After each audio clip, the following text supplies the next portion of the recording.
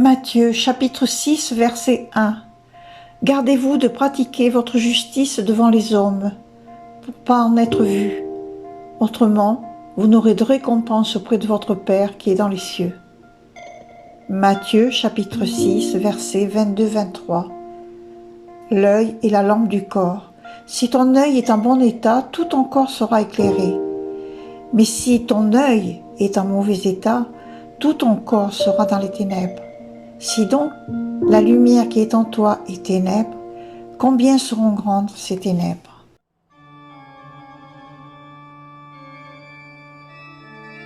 Petit rappel, nous sommes en France, région Nouvelle-Aquitaine, dans le département de la Dordogne.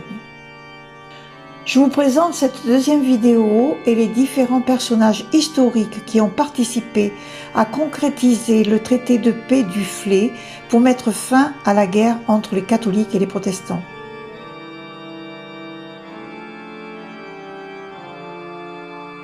En France, on appelle guerre de religion les 8 guerres civiles d'origine religieuse qui se sont succédées dans le royaume de France de 1562 à 1598, opposant partisans du catholicisme et partisans du protestantisme, les Huguenots, dans des opérations militaires pouvant aller jusqu'à la bataille rangée.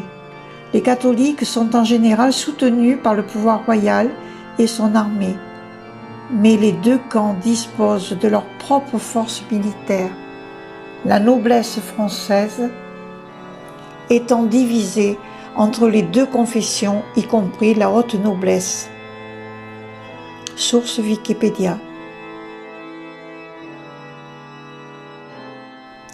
Au XVIe siècle, à l'époque de la réforme des troubles qui s'ensuivirent, le seigneur de ces lieux était Germain Gaston de Foix, bien connu sous le nom de marquis de Trans. Le marquis de Trans est une personnalité qui comptait en Aquitaine et même dans le royaume, apparenté aux familles régnantes des Valois en France et des Bourbons en Béarn. Capitaine de guerre et diplomate, il est aussi l'ami du grand Michel de Montaigne.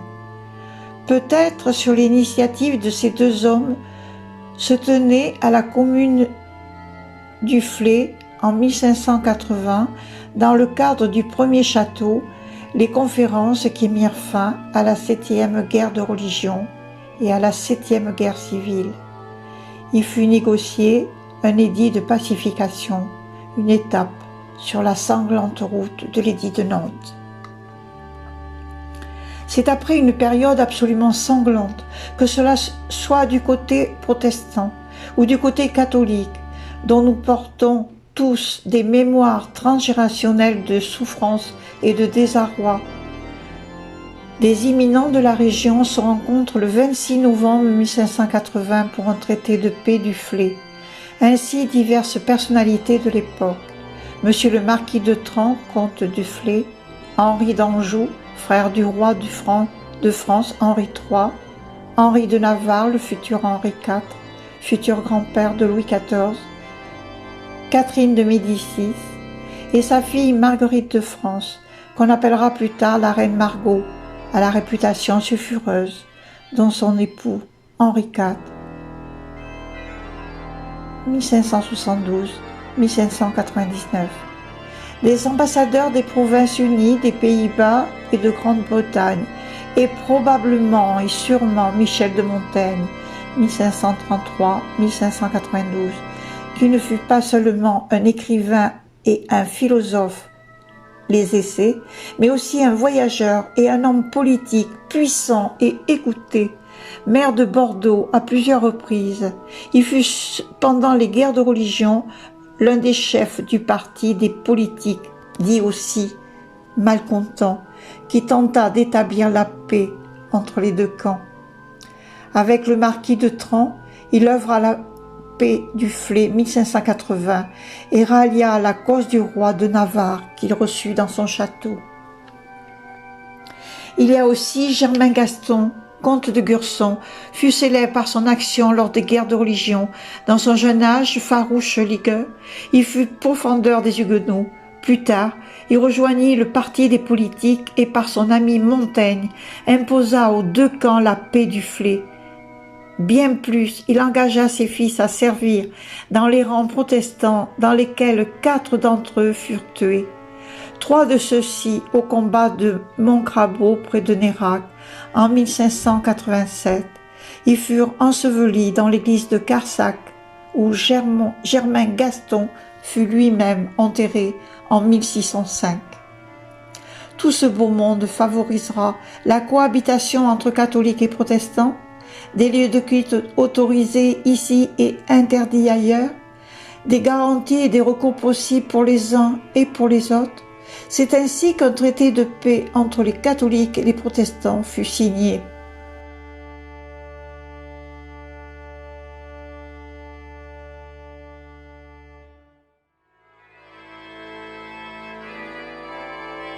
Le second château a été vendu comme bien national à la Révolution et en partie ruiné.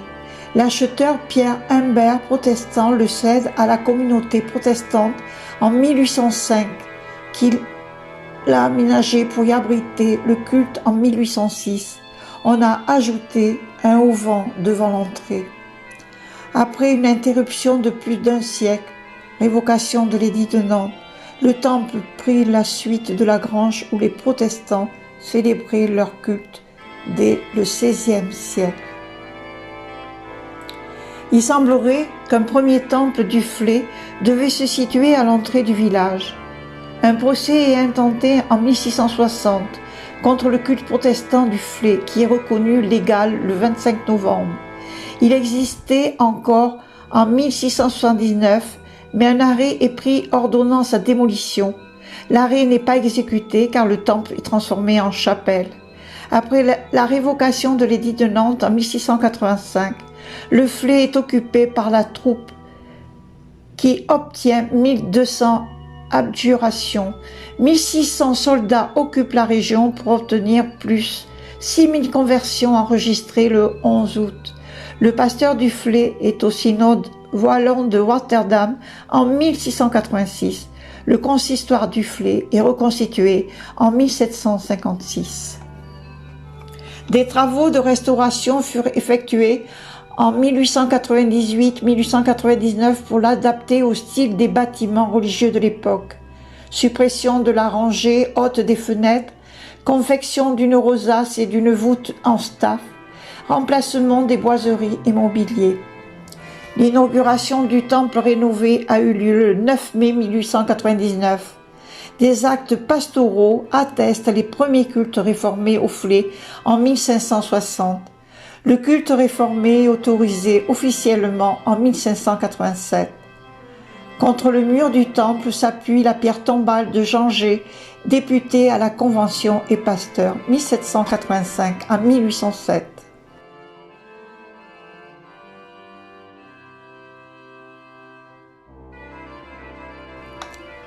Le temple actuel occupe le principal pavillon du grand château du Flé, château Renaissance construit entre 1612 et 1633 par Frédéric Desfoix-Gurson, voir la première vidéo, Origine.